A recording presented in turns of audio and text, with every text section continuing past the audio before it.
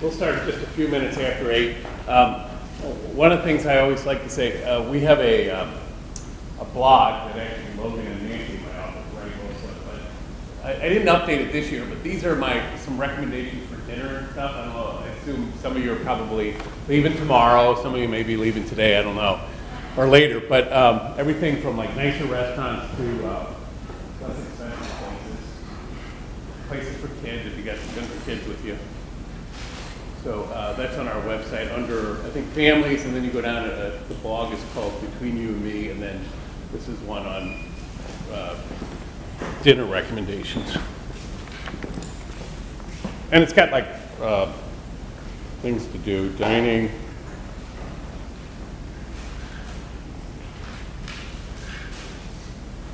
Oh, family activities, yeah.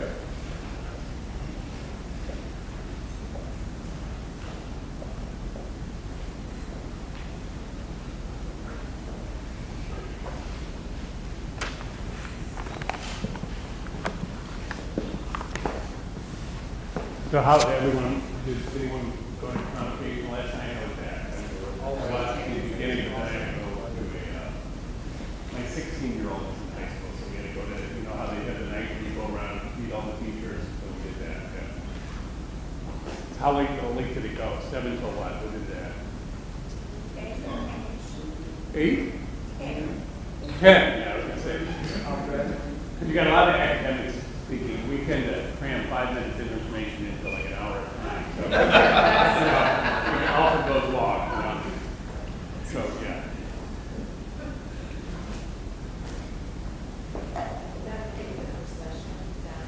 Yeah, when they all come in. Yeah, that's a lot. Yeah, there's a lot of construction going on. So this year, you know, it's going to be a nightmare for the next 2 years of the park. But it won't affect your children because freshmen and sophomores can't have cars anyway, so they're not impacted. And it'll all be done by graduation. So actually, it's kind of a perfect time. I think graduation for the next 2 years is going to be more problematic. If we do the graduation down in the Brookings quadrangle where you go down there for Ted Drew's and so, you know, the quadrangle is still safe, but there's a lot, you know, all that parking is gone, and it's just going to be a mess. Okay, so first thing, while people are still coming in, I'm going to play you a video. It's a 4-minute video. It's about a course that we offer, and I'll talk more about it. But it's some students talking about it, and so let me start it from the beginning. See if this works.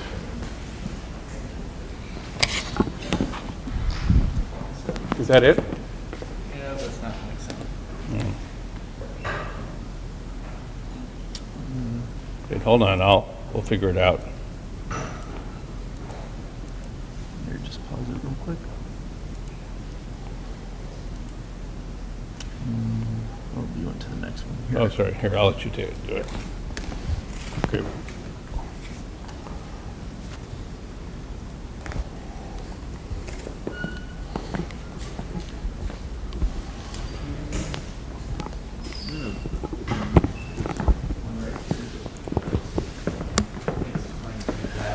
Oh, okay. You want me to do the left one?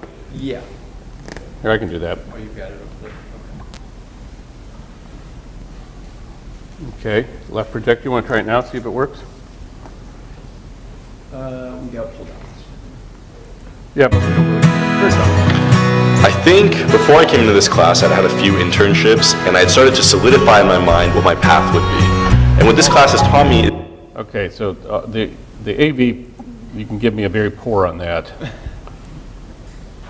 Okay, let's try it from the beginning. So this is a course that we offer. I think before I came into this class, I'd had a few internships, and I had started to solidify in my mind what my path would be. And what this class has taught me is that there's not one path, and to sort of try and boil down your career aspirations into a single line is ridiculous, because I have no idea what's out there. Instead, this class has really challenged me to open my mind and consider there are so many possibilities that I hadn't even thought of before.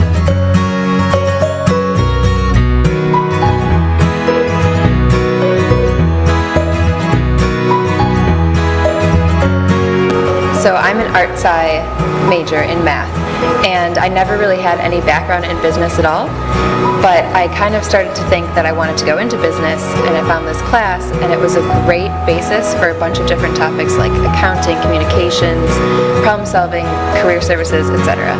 And it really created a foundation for me going into further classes in those subjects and into my job in finance. I think business skills are a necessary component of any career you want, and I didn't know much about building my resume. I didn't know many interview skills. I didn't have tons of public speaking practice, and these are all concepts that are fundamental in any job you may have, but are often overlooked in the curricula of other classes I've been taking. And that was one thing that I found really valuable for me, taking this class, and one thing that I think will carry me forward. I think when I first came into this class, I thought that I was pigeonholed into being an architect because of my major, but this class really opened up my eyes to other fields that I could really pursue, especially with the occupational dreams exercise that we did in the beginning of the year, or the beginning of the semester. We kind of had to list 10 of our dream jobs, and I realized that I didn't have to be an architect and I could go into other areas of design, and that would be totally fine. I will rate this class a 9 because of all the cool things that we learn about and all the cool activities that we get to do. My favorite is the one where we worked as a team in a simulation to try to climb to the top of Mount Everest. And I thought that was a lot of fun. And it was really cool that there were career panelists that were brought in who represented different fields, I guess, or different companies, and then we could ask them questions about their jobs, and I thought that was really cool too. And the only reason I don't give it a 10 is because that students are expected to participate in class, and for me that's definitely out of my comfort zone, but that's not necessarily a bad thing. I would definitely recommend this class to another WashU student. I think it really gives a good grasp of your career goals and what you want to do in life, and I think that's a really important thing to have in college, because just looking, just spending time and looking for careers online or looking for things you want to do is really important. And it's a very practical class to help you understand yourself better. So Management 200 is a class that's unique in the sense that everyone is in the same boat. We're all unfamiliar with the business world, and that sets up a very cool environment because we're all put out of our comfort zones. I would give this class a 10. I really, really enjoyed it. Also, it was kind of happening at a good time in my life because I was searching for a summer job, and having to do all the informational interviews really helped me kind of propel my job search. So I'm really actually grateful for this class for helping me with so many communication skills and interview skills that actually helped me get a job. So that's why I would give it a 10. I absolutely recommend my fellow students take this class, especially those without a business background. I realized that business is a series of conversations, and before I took this class, I didn't really have the vocabulary to be able to engage in many of those conversations, be it with team members or about a balance sheet or data. Developing that vocabulary and those competencies through this class has been invaluable, and I think everyone could benefit from it.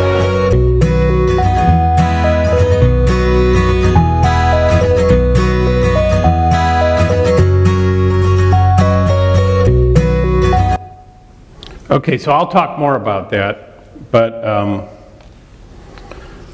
let's see. I want to pull up my PowerPoint.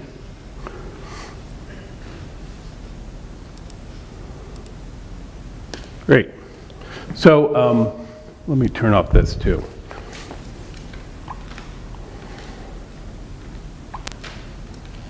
There we go. So I'm Mark Smith. And we're going to talk a little bit about the Career Center. If you got any questions, happy to answer those. This is my contact information, msmith@woostel, and that's my direct dial. I have 2 college kids, and I have 2 younger kids. I know what it's like to take your kids across the country, drop them off. And so if you have anything that comes up, and I'm not just talking about Career Center, like if you're having an issue with the health service, or I don't know, you're just worried about your kid or something, feel free to reach out to me. I check my email, I suspect, like many of you, compulsively, so I'm always on that, and I check, my phone all the time too, and I probably won't be able to answer or solve your problem, but I will be able to connect you with the people who can, so don't worry about that at all.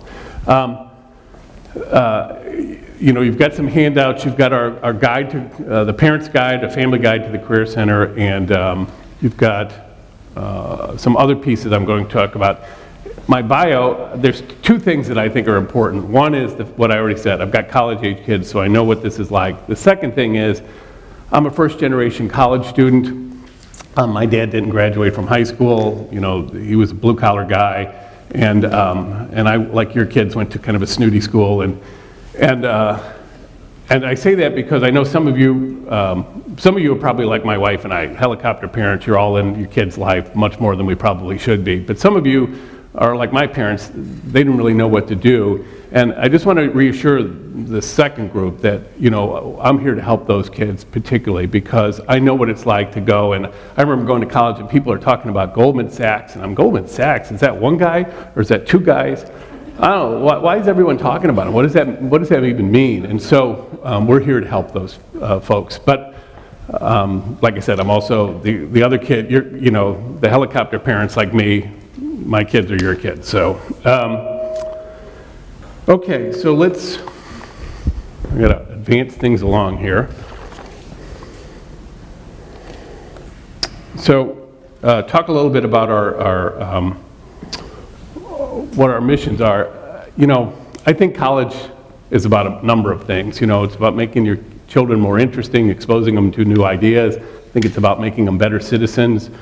But I also think it's about getting a job, but that's not the only thing. And it's preparing them. And what I'd like them to do while they're here is, get some skills, some experiences, make some connections that could help them then figure out what they want to do and where they want to go and give them that next step. I would say at graduation, we track the data really closely. Typically about 1/3 to 40% of our kids will graduate and go directly into a graduate or professional school, and probably another 1/3 to 40% will do that within typically 2 years, sometimes up to 5 years. And then you'll have a bunch of students who are just starting work and a lot of students who are doing transitional programs. That's become much more popular for kids looking at law school or medical school to take a gap year, get some experience, maybe become a stronger applicant, also just take a little break. And the guy who hired me, a guy named Jim McLeod, who was the dean of the college and vice chancellor for students, he always had this thing, we should know every name, every student by name and story. I firmly believe that. I think that's really important. The people in my office, they work there not for the money, they work there because they love working with your kids, and we really want to get to know them, and we've got enough people where we can do it. So that's kind of what we're trying to do. So some of the things we offer, and basically, this is how I kind of see it, but I'll go through this thing. I'm probably going to redo this because I've been thinking about it differently. What we offer your kid at its core is a robust set of resources and expertise, experiences, things they can do while they're here, opportunities, all these employers coming on campus and listings and things, and then connections that can really help your student, but your student's got to take advantage of them. And I know with my kids, like my oldest kid, he does what my wife and I tell him, and he's pretty good. You say you got to fill this application out, he fills the application. The second kid, he's not like that at all. And so, you guys probably went through this last fall. You say, Michael, how's the personal statement going? And Michael's like, it's great, going great. Great, Dad. And okay, can your mom and I take a look at it? We'd like to just make sure. And he goes, well, I haven't drafted it yet. Yeah, well then, Michael, that's the definition of not great. I mean, great means you got something. Not great means you don't have something. And so, sometimes I'll have parents calling and saying, my kid is really struggling with this. And if your kid comes into the Career Center, I know. I mean, we have a pretty sophisticated system. Any event they come in, we make them swipe in. When they come in to meet a counselor, we take counseling notes. So when your kid comes in, like the third time, I know what we talked to them about the second time, because it does a better job. And so oftentimes those kids, they've never set foot fine, we'll still engage with them, but that's what part of the reason I do this program is because you and I have very similar interests in this. We both want them to be not living in your basement after you graduate, and so you'll kind of pressure them maybe. So let's talk about some of the resources. So I'm actually adding some more career advisors, so that'll probably be up to about 30, including, you'll notice, like 2 physicians. We're part of the pre-health advising team. I have 5 pre-health advisors in the Career Center. There's another 15 or so outside the Career Center. So like, say your kid's thinking about medicine, but not sure, very easy to just come by the Career Center, say, I want to meet with one of the doctors, can I do that? And I can set up a meeting and just talk, sorry about that, talk about you know, what it's like to be a physician, what they would need to do, things like that. If your kid is thinking about pre-med, and I suspect many are, because a lot start out that way, there's this great course, Med Prep, which is taught by Dr. Polides. He's on the faculty at the medical school. He's also on their admissions committee. And it's a 1-credit, no-grade course where they bring in physicians who just talk about, this is my practice area. Or they'll bring in, like the former dean of the medical school talks about the future of healthcare in the United States. And some students will say, you know, I think I could do it, I'm just not sure I want to, given what they've said. And other students say, no, this is exactly what I want to do. We've got a couple of PhDs, JDs. We also do pre-law advising. That's one of the things I do. We have a licensed architect who's down at the Sam Fox School to work with the architecture students. I've got an engineer who works with the engineering students. So we've got kind of people with real expertise in particular areas, and then the people that I would say, you know, the MSWs and the masters in counseling who are probably really good with the students who are not sure what they want to do and are maybe a little apprehensive about the whole process. You know, one of the things I say to the students, to the freshmen, there's 2 kinds of students coming in, freshmen. Half of you know exactly what you want to do. And you know, that's the kid who says, I'm going to medical school, I'm going to be a neurosurgeon, I'm concentrating on, you know, disc 13 and 14, and it's like rifle focus. And then there's the other half, they got no idea what they want to do. What I always tell these kids is, you know, the ones over here, the vast majority of them, they're just full of crap. I mean, they're saying that to make their parents happy or to psych out the other kids. I mean, when you're 18, how do you really know exactly what you're going to do? But I think these other kids, they're very apprehensive about this idea that I'm the only one that doesn't know, and I'm the only one that's not sure where I'm going. And I think to the extent you can reassure them that that's okay, they're not supposed to have it all figured out, you know, stuff that we all know, but they don't. Some other things, we have the interest groups, the career interest groups, and you have a little handout about that, a 1-page one, and this is these are groups of people in my office, and I have 2 teams. I have like an advising team, but I also have an employer relations team. They work with the different employers and get them on campus and get things listed. And I bring one from each team, you know, the person who's, say, responsible for the consulting employers. And then somebody who has the most expertise in consulting. Maybe I'll bring some people from other parts of the WashU community or alums or others. And then I bring students in. And each group is a little bit different, but they will send out emails. They'll sometimes have speakers come in. Sometimes they'll bring in speakers by Skype. The consulting group spends a lot of time matching kids up so they can do practice case interviews. The government and public interest does much more with bringing people in. They also have something called road shows connected to them. I'll talk more about those. But I'd encourage your kid. I think I'm going to just opt in all the freshmen, all the arts and sciences freshmen, into an explorers group for people, and then I'll make them get out if they don't want to do it. But to just kind of get them thinking about the process. We do these self-assessments. So this is something your child could take advantage of. Say they don't know what they want to do. They can come by the Career Center and just go to the front desk and say, I want to take the test they were talking about. And so the receptionist will give them a piece of paper with a website, and they can take that test anytime they want. And the person at the front desk will also set up an appointment for them to go over the test results. The student doesn't get the test results. And so they'll come in for the hour-long meeting, and they'll go over the test results with the counselor. And I think, you know, the test results like 10 pages, and it tells you a lot of stuff about yourself that you probably already know, some stuff maybe you thought, yeah, that makes sense. It also suggests particular careers, but I really view the value of it. It's almost like a Rorschach test, where then you're having a counselor go over it with you. Does this sound right? Does this sound good? So I'm not trained to interpret those tests or anything, but I took it because I want to, if I'm telling it, you know, the kids to take it, and it told me I should think about being a lawyer. I was a lawyer, I was a pretty good lawyer. It told me I should think about teaching. I teach a freshman seminar, and I get good evaluations from the kids. Told me a lot of stuff I've done. One thing it told me that I hadn't done, said I should think about being an optometrist. Anyone an optometrist? I thought that's not a bad idea, because I think those guys make pretty good money. You know, you're in that little room with them, kind of chatting them up. I can do that. You're helping people, that's important to me. And then it's kind of like, is this better, or is this better? Who couldn't do that? So yeah, it helped me as well. So I'd encourage your kid to maybe think about that.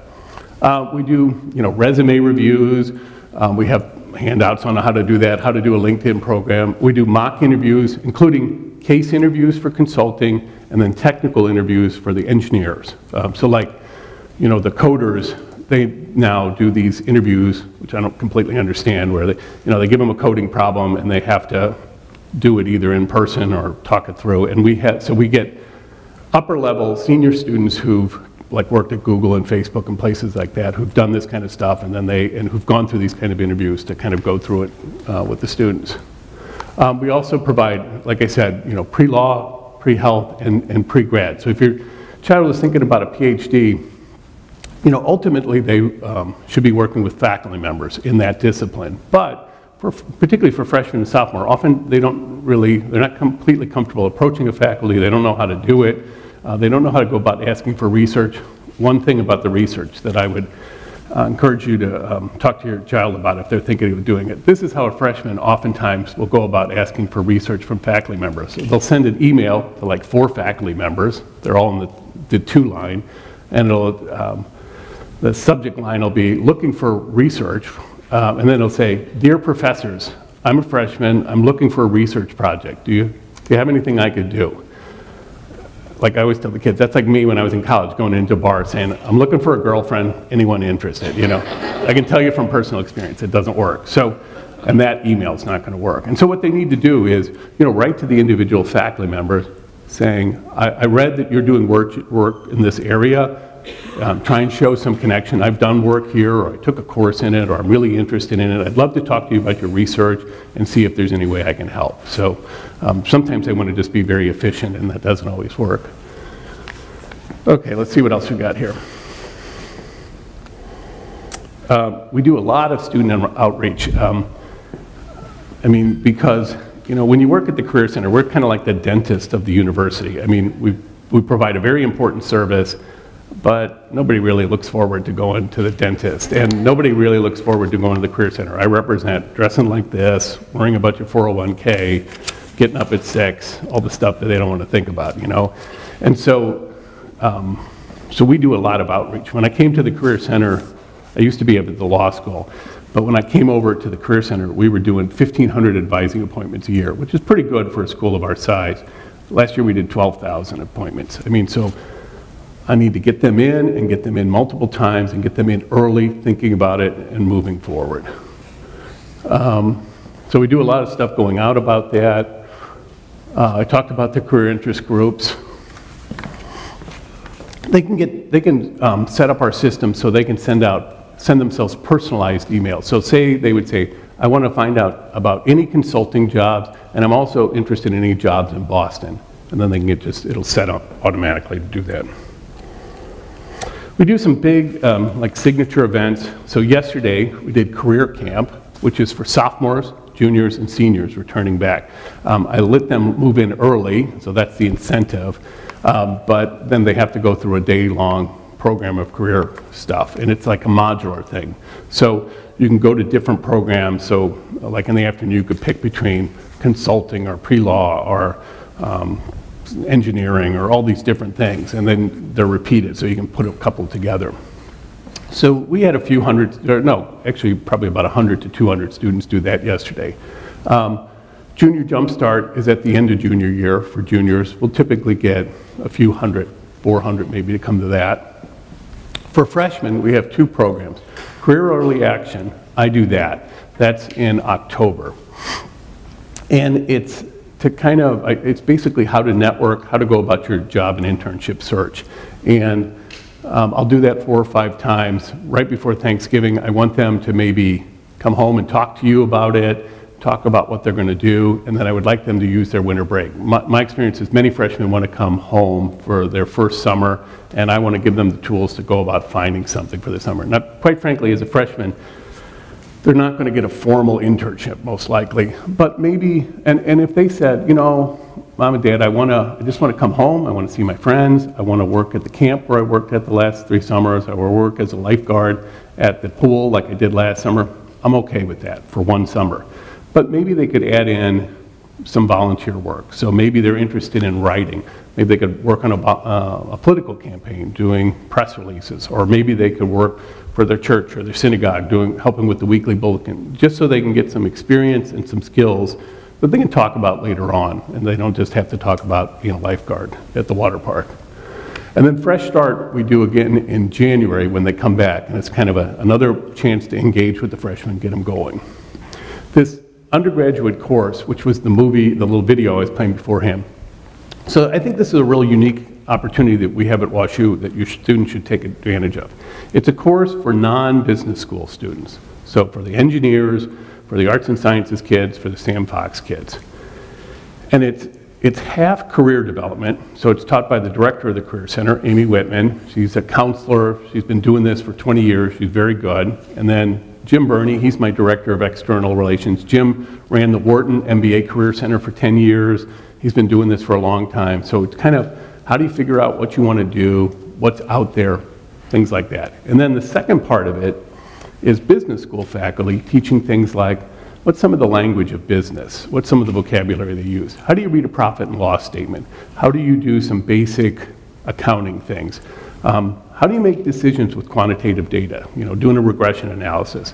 How do you do, they make them do oral presentations and written communication. So a lot of the skills that I would maintain that a physician would need, I know a lawyer would need it, a business person, somebody in a not-for-profit, kind of give them that on-ramp into the real world. And it's a great way, because your kids, they're not as busy as they say they are, but they are busy. And I think getting them in this course where they're forced to do this regular kind of career work is a great way to jumpstart it. So that might be appropriate, say, second semester freshman year or sometime during the sophomore year.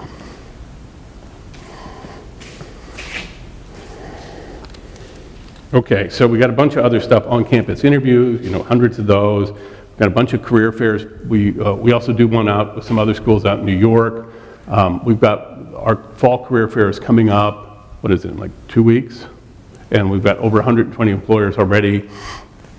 So like for your freshmen, do they want to go to that? They're not going to get anything out of it, most likely, in terms of it. They're not going to get an internship for next summer. But I do think it's worthwhile to kind of go, see what it's like, so they kind of can prepare themselves for their sophomore or junior year. We also do these things called slams. So slams, you know, your kids are going to do poetry slams. So they're going to get up here in front of all their friends, and they'll all be snapping fingers, and they'll rhyme through their rage, you know, about the system and how we screwed up the world and stuff like that. That's not what I'm doing.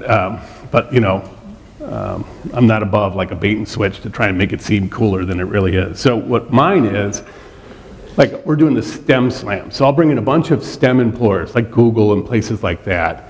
And then they'll get 45 seconds to kind of pitch their company, what they're looking for. And then we send them to these tables, and then the students meet with them. And we'll get like, you know, we'll probably have 20 to 30 employers, maybe 300 students coming out. What's good about it, I think, are two things. One, the employers have to go first, so the kids like that, you know, so they don't have to kind of approach them like at the career fair. And then the second thing, I think students like Google might talk, and a kid would think, well, Google, they just want comp sci. They're not going to be interested in me. And then Google says, you know, we actually like anthro people, or we need some people to do graphic design or whatever. And then, so kind of And the students are, oh, I didn't know that, so it can open up more opportunities. We have a shadowing program over spring break for freshmen. We do some mentoring programs. We often have lunch with a pro or coffee with a pro where we bring in somebody, and you might want to do this.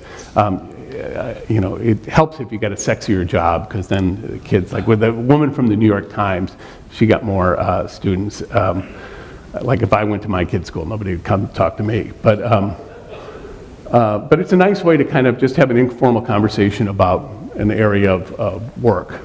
We do road shows. So road shows are very cool. So we do like 10 to 15 of those a year. So here's what a road show is. We'll take maybe 25 students, and we'll go to a particular part of the country and visit a bunch of employers in a particular industry. So for example, I went on the Silicon Valley Roadshow a year or two ago. We visited Google, Facebook, LinkedIn, Box, Jawbone, a bunch of other hipster companies with a bunch of 20-somethings in hoodies making 4 times what I'm making, and food everywhere. It just got me angry while I was there. So, but what's good about it is your kids get to see maybe a part of the country they haven't been to. They're thinking about moving to Silicon Valley, but they've never been there. They also get to see all these employers, and the alums and the HR folks come out and talk to them so they can kind of make some connections, get an idea of what they do. And if your child can't afford to go, we have some funding to help supplement that. So we typically do them over fall break.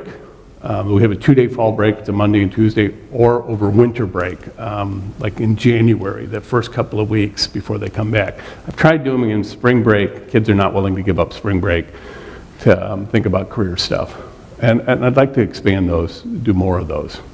Got just a whole bunch of jobs and internships on our database, and then LinkedIn is a great resource. I mean, that's basically the database of how you find alums. Some of our partners on campus, the WashU Career Center is at the Olin School. They don't report to me, but we work really closely together. And just to kind of reassure you, there's one database of jobs. Mark Wrighton has been very clear he wants to present one face to employers, which is great. And so if the Olin kids will go through the WashU Career Center website, but they're going to the same database of jobs that the arts and sciences, the engineers, Sam Fox kids are going to. It wasn't always that way. 10 years ago, there was like 3 separate databases, but I got them all together. There's the Scandalera Center for Entrepreneurship. Some of your students may have gone to that. They do a pre-orientation program. They offer about 30 paid internships for the summer. They're all here in St. Louis, but a lot of freshmen and sophomores do that. And it's with for-profit startups, but more not-for-profit civic startups. And then they bring them together typically on Friday for different presentations. So there's a whole cohort going through it. It's a pretty nice program. There's the Office of Undergraduate Research if your student's interested in research. By the way, if you want these slideshows, just email me and I'll send it to you. My email's right over there. The Gephardt Institute is about community service, and they have a program where there's some course requirements, and then you get money for a summer thing. And we have, folks assigned to arts and sciences, engineering, Sam Fox, and then we partner with a lot of student groups to do different things.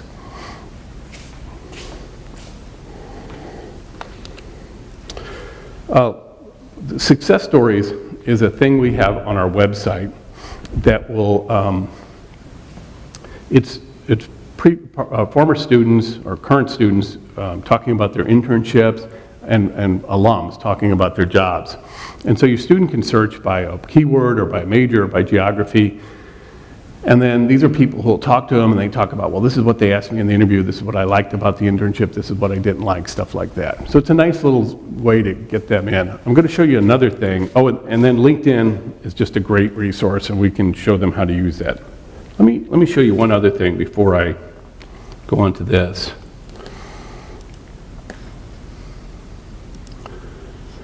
Another thing we have is outcome data.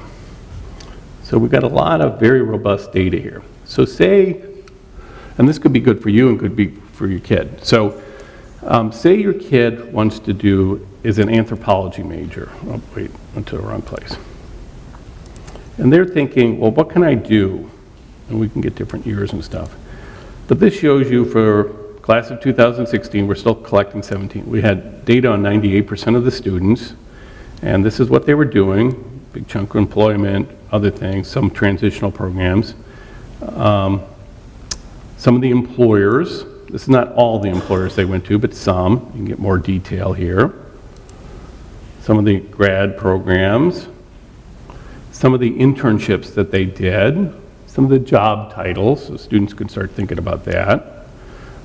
Geography, where people went, and even starting salaries. Now this is only for 48% of the students reporting. My experience at the law school was, you know, the kids making over 6 figures, they couldn't wait to tell you that. The ones not, they would pass. But this is a really nice resource. You can use it, but your children could use it as well. Okay. Okay, so as I said, it's kind of tough, I think, for students, freshmen, to have traditional internships, kind of what everyone's talking about. Most people are looking for, you know, sophomores or juniors, but sometimes they're available. And, you know, the places they would look would be on our database of jobs, but also most employers, all employers will list their things. And so maybe you're from Boise, so there's some particular employers there. They may not post with WashU, we may not connect with them. They could look there. And just kind of networking with family and friends, particularly when it comes to geography, you know, where did friends from high school or older kids, where did they intern from the summer? You can create an internship. Students don't always get that. And I did that after my sophomore year of college. I ended up kind of talking to the mayor's office here in St. Louis saying, I would like to, you know, work with you guys. And they created a position for me. It wasn't paid, but it was a great opportunity.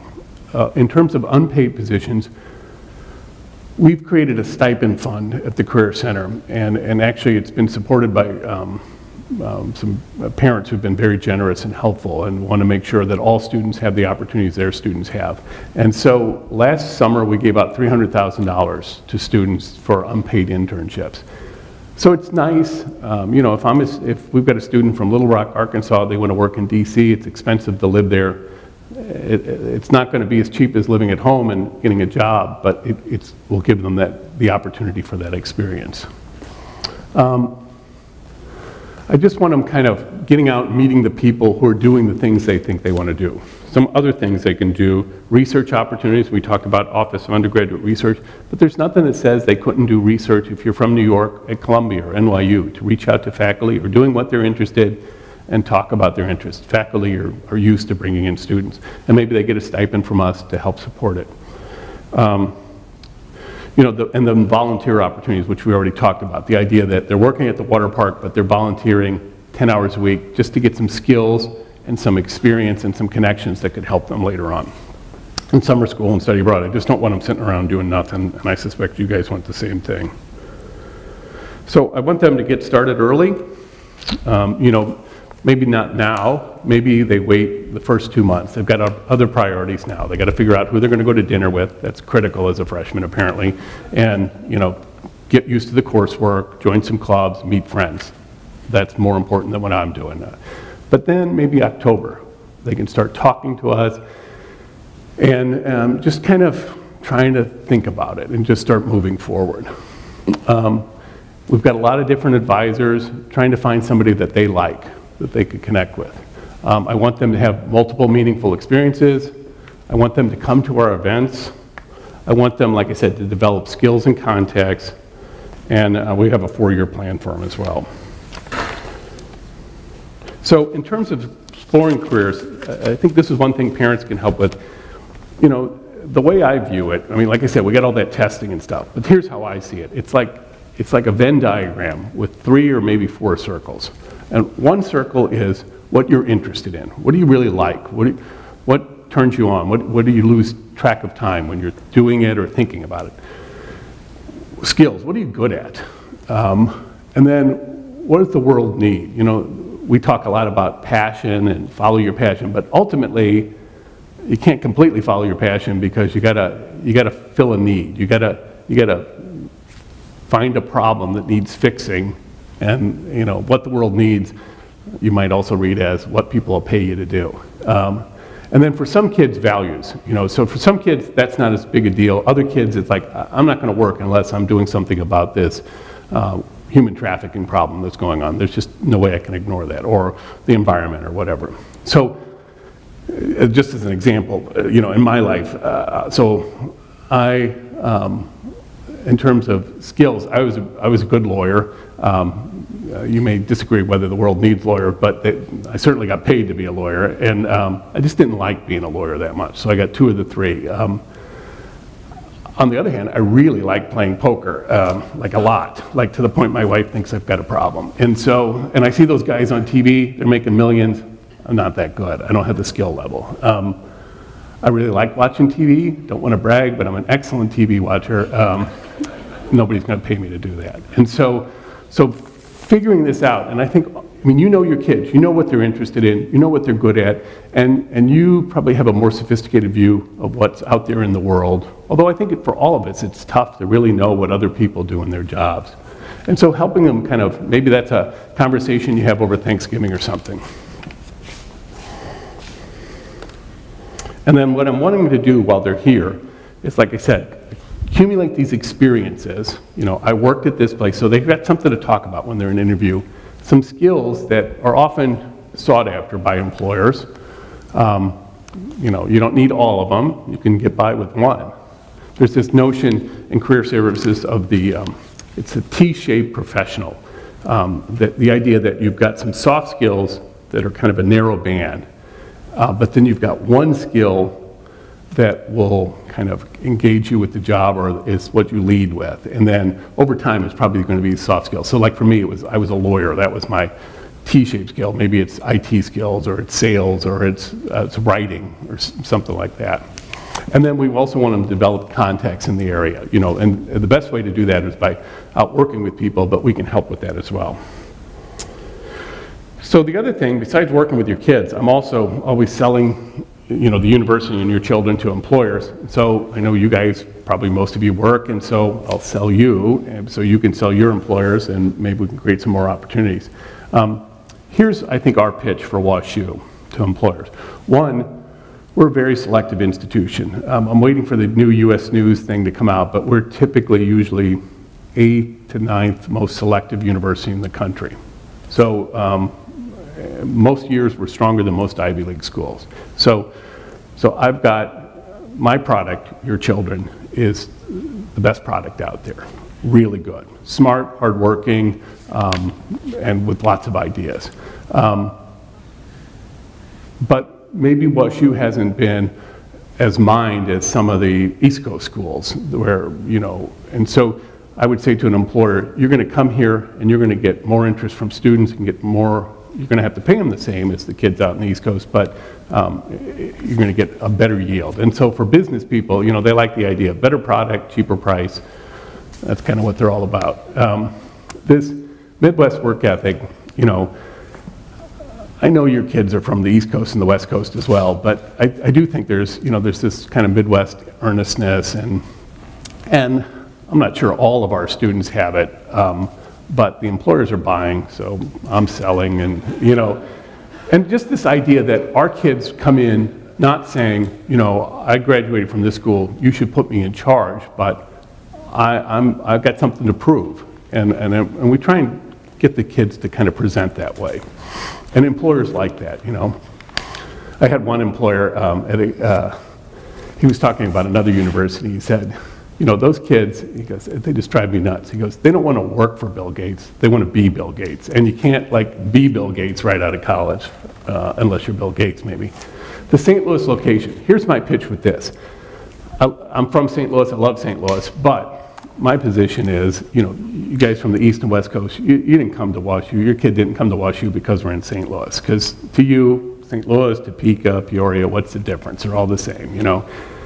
And I think that's important to employers because Employers want kids who will go where the opportunities are. And my kids will, because they've proved it by doing it already, by coming to St. Louis. So some kid from Manhattan who goes to school in Boston or Providence, they're not going to move out to the Midwest, or they're not going to go to the West Coast because they haven't done it in the past. This would be the first time. And so employers like that a lot. This cross-disciplinary, many of your kids will get double majors or a couple of minors, and it'll be very disparate. It'll be, I'm majoring in women and gender studies, but I got a minor in finance, and I'm doing comp sci. And I think that shows a robustness of thought and a different approach to problem solving, and ultimately that's what employers want. And then we have undergraduate business courses. Your kids certainly don't need to take business courses. They don't even need to take that course I was talking about, but they have the option to do it if they want to. And I think that gives us a little bit of competitive edge too.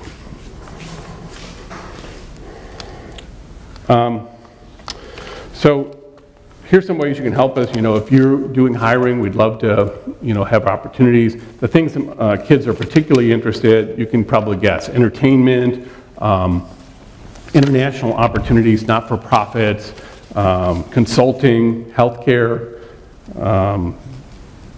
government public policy, research, all those kind of things. Talking to your kids about your experience.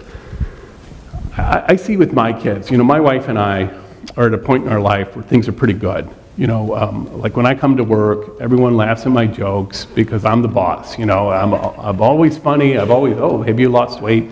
I know that's not true. It's because, and I got a good thing. Monday, if I want to take off to see the eclipse, I can do that. But they don't know, and I suspect many of you are like that. My kids don't know that, like in my 20s, that was not the case. I was working really hard, and I was also trying to figure out where I was going. And I really didn't figure that out till my 30s. So they see you maybe where everything seems like together, and they're like, oh my God, I'm the only one that can't figure this out. What's wrong with me? And so just kind of talking about that and reassuring them, that's okay. You're not supposed to figure this out. It's not a straight line. And just be comfortable with that. You're going to get where you need to be, but it just might not be a direct path. And then the giving thing. Okay, so you just wrote a check for $70,000. I do that with my kids at college. I hate it when they try and hit me up for money. I'm not doing that. But if you are one of the parents who, that's not a big deal. Parents have really helped us with, like I said, the stipend program and the support for the road shows. So just keep it in mind when Mark Wrighton comes talking to you later on or something. If you're interested, you can always talk to Jim Birdie. Helping them identify strengths and passions, helping them think about options, like I said, emphasizing internships, get them to come to the Career Center, tell them to set up a LinkedIn account. Maybe if you have one, connect with them. My kids won't connect with me on Facebook, but they connect with me on LinkedIn. And then just encouraging them.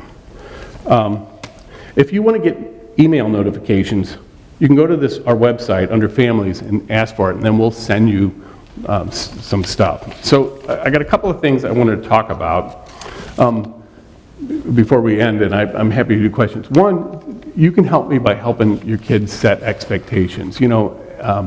I suspect many of you have done hiring. You know that I think kids want me to give them the name of somebody who'll give them the job.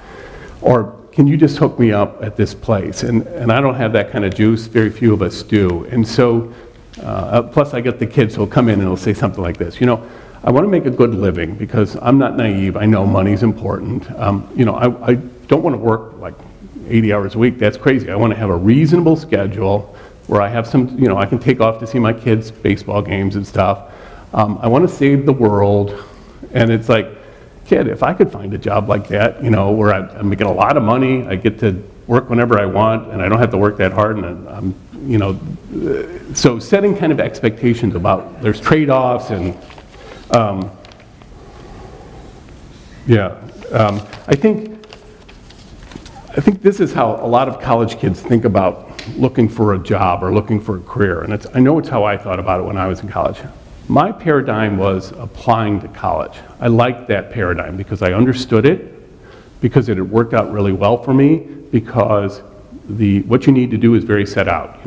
Freshman year of high school, they tell you, okay, you're going to need a good GPA, you're going to need good scores to keep taking that ACT till you get it where you want. You're going to need extracurriculars, we're going to price variety, and we're going to have a good story that we put in our personal statement. And that's how they want to think about the job.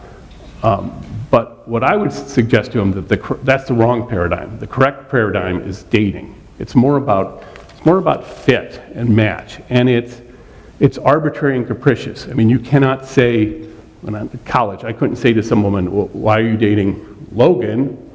My SAT was higher than Logan's SAT. I am better than Logan. You should be dating me. That does not work, And nor could I say to some woman, you're my dream date. You're my dream girlfriend. You're going to be my safety girlfriend. There are no safety jobs. There's nothing where I know I'll get that no matter what. And kind of getting them to think. So it's about, you got to put yourself out there. You got to meet a lot of people. You got to figure out what you want and where you and they got to like you too. So getting them to think about that and getting them to put that effort in. And I think it's tough for them because many of your kids have never failed. If they wanted to make the lacrosse team, they made the lacrosse team. If they wanted to be in the play, they wanted to be. They wanted to come to WashU, they're here. And I think most of us know, applying for jobs, and it's about a lot of rejection. And so kind of letting them know that's okay, it's what happens, and you just got to keep going on. Okay, so here's what they're going to tell you. So, I'm a lawyer by training, so you always anticipate the other side's argument. So here's what they're going to tell you. They're going to say, look, I went into the Career Center, and that's an hour of my life I'll never get back. It was a total waste of time, okay? So that may be the case, but don't let that go. I mean, so then, send them to me or email me. I'll get them to the right person. If they said, I went into this class, he says we're all going to get Fs, you wouldn't say, well, I guess you'll just get an F, but we'll make the best of it. I mean, you would say, no, we got to do something about this. And the same way with my office. And maybe they don't like me personally, or maybe my expertise is not what helps them, but I can get them to the right person. They'll say, I can't come to the Career Center because I don't know what I want to do. I mean, that's what we're set up for, is those kids who don't know what they want to do. So just tell them, come to the front desk, say, I'm a freshman, I want to set an appointment, I'm not sure what I really want to do, can somebody help me? And they might suggest a testing, or they'll set them up with an advisor, but that's perfectly appropriate. They're going to say, you got mom, because I hear them talking on the phone, when they're walking around campus, and it's usually their mom. Mom, there's no way I can do that. I'm just too busy. I've been on the South 40 on Friday and Saturday nights. Trust me, they've got some spare time, so they can make a time for us. And I'm not asking for a huge amount right now. Then the other thing they'll say is, they can't help me with what I want to do. I'm from Boise. I want to go back to Boise. He doesn't know anyone in Boise.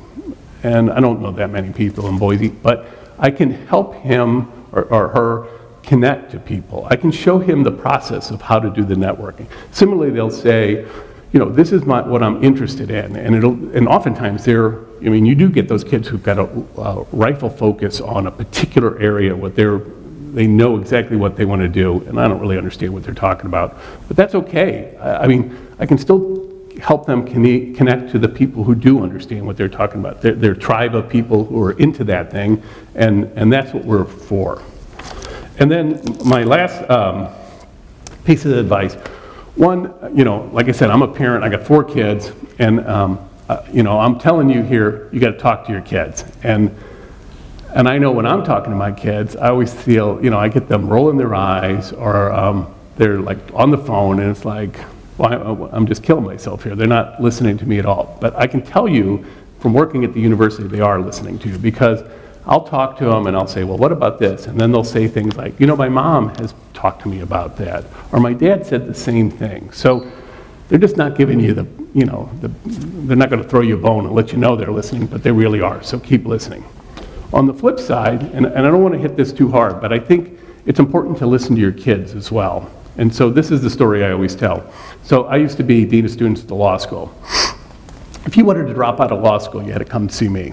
And so every fall semester, I get a couple of students come in, and there'd always be a kid that would be like this. Dean Smith, I want to drop out of law school. Why? Well, I don't really like it here. And I'd say, well, what don't you like? And then they'd always build themselves up into a frenzy, and it'd be like, well, I don't like the Socratic method. I don't like reading cases. I don't like any of the professors I have. I hate the other law students. I don't like you. I don't like this building. It's like, well, why did you come here? And they would be, well, my parents wanted me to, or my parents maybe. And I see that sometimes with the kids who are struggling, maybe their parents want them to be a doctor, but they don't want to be a doctor. So I think, it's a give and take. Like I said, I don't want to hit that too hard, but I hear it occasionally. And then the last two things I would say, it's great working with your kids. I mean, you've done a great job as parents. I've been doing this for 26 years. The kids are great. I love talking to them. We all do. It's a real privilege to get to work with them, and it's a lot of fun. And I also think you've made a great choice, or your kids have made a great choice for a college. I couldn't get either of my sons to come here because apparently having your father work at the place, and if your father's an embarrassment, that's a real deal breaker, So even though they got in, they wouldn't come. So. But I think this is a great place. I mean, the university takes this notion of knowing kids by name and story very seriously. It's a great undergraduate experience. And so if you have any problems whatsoever, like I said, it's not weird at all to reach out to me and say, hey, I'm just worried about this. So that's all I had. You guys have other things to do. Thanks for coming out so early. I'll stick around if you have questions. Okay, thank you.